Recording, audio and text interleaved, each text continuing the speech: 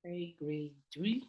Now we will have our last lesson, but before all, let's have a quick review ating mga measurement. Ayan, sa distance or sa length, we use centimeter, meter, and kilometer. Sa weight or sa mass, we use uh, kilogram and gram. And sa capacity, we use um, liter and milliliter. Now, interpreting graph tayo. Okay? But first of all, what is graph? In math, a graph can be defined as a pictorial representation or a diagram that represents data or values in an organized manner. So, madalas, ginagamit tong graph para makita natin yung isang data at makita natin kung gaano ba kadami yung isang uh, information, or we use this graph for getting the data or information. Okay, so a bar graph is useful when making direct visual comparison on set of data. There is a titles tells the data represented is all about. Okay, like this one. Okay, so this one are the school supplies that we have. Then uh, for pencil, we have the green. For the scale, what is scale? Yung ruler. We have a blue, yung mga pen. Ayan. We will have a yellow for that. Represent niya yung color yellow. Sharpener, yung color pink. And eraser, yung purple. Okay, now, to, to get the data, okay, makikita natin na magulo itong mga school supplies na to. Pero if we will get the data kung how many or kung ilan ba yung bawat category nung or yung bawat items ng ating school supply, we will have complete data pag tinanong tayo kung ilan ba yung mga bawat items na to. Okay, let's say the pencil, ilan ba ang pencil natin? That is 1, 2, 3, 4, 5, 6, 7, 8. So let's check. So 1, 2, 3, 4, 5, 6, 7, 8. So naka-organize. So there is 8. Dun sa picture, mayroon doon na 8 na pencil. Sa scale, ilan ba yung scale natin? Yung color blue. Sabi meron daw 3. Okay, let's count. 1, 2, and 3. So meron tayong 3 na scale. How about the pen? Ilan yung pen natin? Dalawa. So 1, 2. So ayun, may dalawa. Then ilan yung eraser? Or yung sharpener rather. It is 1, 2, 3, 4, 5. So 2, 4, 5. So and eraser, meron tayong 1, 2, 3, 4. So 1, 2, 3, 4. Now, if someone asks you kung ilan ba yung mga item, you will not going to back again to this picture kasi nga malito, nakakagulo or magulo siya, di ba? So now, if we look this graph, naka-organize siya. Malalaman natin kung ilan yung mga sumusunod na item. So, let's say pencil. Ilan ba yung pencil na nakita natin doon? So, meron tayong nakita dalawa. That's why meron dalawang circle dito na color yellow. So, it gives the information or idea sa atin. Now, let's have the types of graph. So, ano-ano nga ba yung types ng graph? Okay. Anyway, pictograph. Okay, ang pictograph, the representation of information through picture is called pictograph. So, ang information, pagdating sa pictograph, makikita nyo yung mga pictures. Kaya nga pictograph from the word picture. So, look at this. These are the title or yung legends niya, the scale used. So, 4 cricket bats. So sa bawat isang batch na nakikita yun, meron daw na ilan?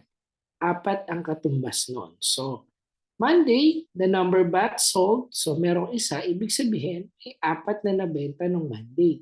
Tuesday, merong 3. So 3 times 4, that is 12. Kasi nga, sabi natin, yung isang bat, katumbas niya, 4 na cricket bats. Okay, so nung Wednesday, merong 1, 2, 3, 4.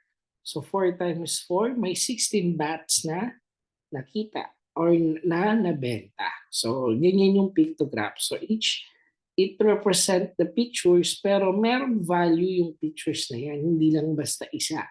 So in this pictograph, yung isang cricket bat ay merong value na 4 na cricket bats. Okay, now bar graph. Okay, ito yung ginagagamitin natin ha. Dito tayo focus.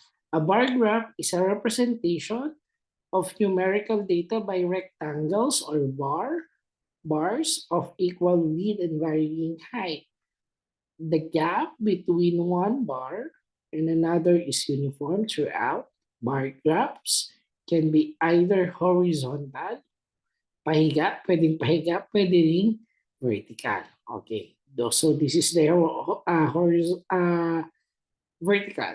Okay, so ayun yung title, yung number cases or number cars sold. Okay, so ito yung dealer, ito yung mga number na number na benta na cars. So sa A, saan siya? Nasa 200 siya huminto. So nung A, si dealer A, mayroon 200 na nabentang cars. Si dealer B, mayroon 300 na nabentang cars. Si dealer C, merong 250. So, si dealer D, merong 150. So, in this kind of graph, the bar graph, we see the varying data, yung pagkakaiba-iba nila. Next, line graph. A line graph uses dots connected by lines to show the changes over the period of time. Ayan, madalas nakikita nyo to sa mga palabas. Ayan, yung ganito. So, the temperature, di ba, yung sa mga cellphones, yan yung mga Android cellphones natin, yung mga high-tech na Android cellphones natin, di ba? Merong temperature doon, makikita nyo may line graph doon na gaano ka init, di ba? Yung pagdating ng 12 noon. So, we can see this throughout the using this data. Ayan. Pie graph. Ayan. The pie chart or pie graph is also known as a circle graph. It shows how a whole is divided into different parts. The pie charts show the relative zero or relative size rather of each data set in proportion to entire set of data. O yan, parang ganyan. So apples, halimbawa ito ay persons that are 100 persons that ask for the fruits that they are favorite. So the big amount or the big percent is the apple. So this is 50%. May maraming gusto ng apple, 25%. Maraming gusto ng pear, 10% lang yung gusto ng mga watermelon, 15%. So this is at 100%. So dividing in a proportional. Okay, now, sabi ko doon tayo sa bar graph. Okay, so this is a bar graph. So this is the title, push up done by Sam in a week. Okay, so ito yung ginawa ni Sam, ng push up per week. So ito yung numbers of push up from 0 to 40. Tapos ito yung number of days ginawa ni kung saan yung mga araw ni Sam na nag-push ups. Okay? So may mga tanong tayo dyan. So look at this one, pero babalik-balikan natin. Okay, let's talk about letter A. Let's answer the letter A. So how many push-ups done on Thursday. Ilan ba yung nagawa niyang push-up ni Sam nung Thursday? So punta tayo sa Thursday, we will see the data. Okay, ilan yung nakita niya o ilan yung na-push up niya? Isa nakatapat sa 25. It means nung Thursday, naka-25 push-up siya. Okay. Now, let's answer letter B. On which day no push-ups were done? Ano daw yung araw na walang nagawang push-up si Sam? So, balikan natin yung data. So, magaling, no? Nandun tayo sa data bumabase. So, kung titignan natin, Wednesday, walang bar graph na nakikita. No? Walang color green na nakikita.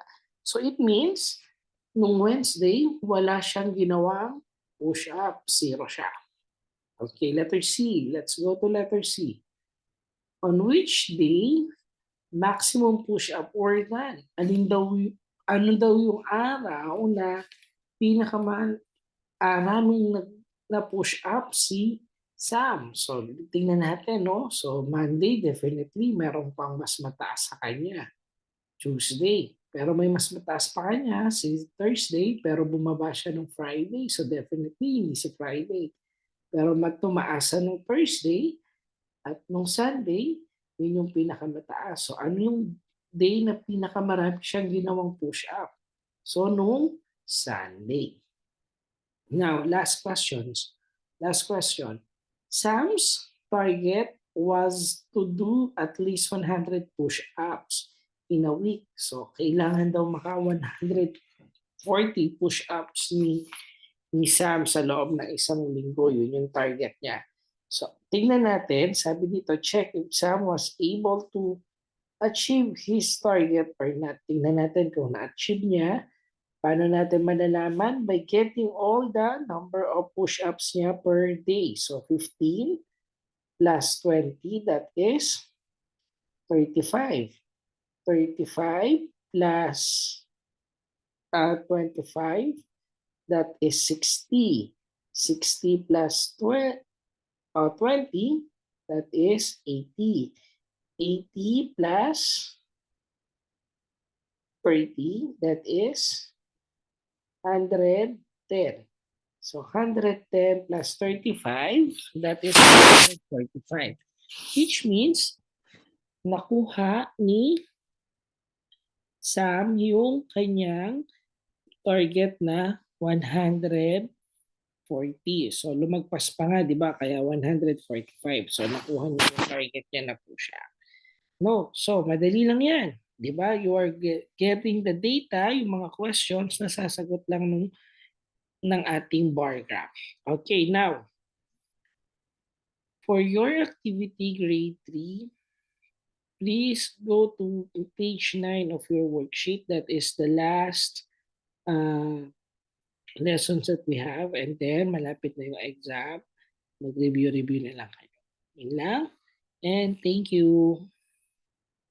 Again, page 9 of your worksheet in math. Okay. Thank you.